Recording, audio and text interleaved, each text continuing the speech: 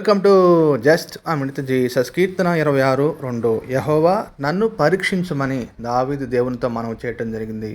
అనారోగ్యం వచ్చినప్పుడు వైద్యుని సంప్రదించినప్పుడు వైద్యుడు మనల్ని పరిశీలన చేస్తూ ఉంటాడు, పరీక్షిస్తూ ఉంటాడు, మనకు అనారోగ్యాన్ని తెలియజేస్తూ ఉంటాడు, వైద్యం కూడా చేస్తూ ఉంటాడు. అదేవిధంగా ఆత్మీయ జీవితాన్ని కూడా దేవుడు పరిశీలించువాడిగా ఉన్నాడు, పరీక్షించువాడిగా ఉన్నాడు.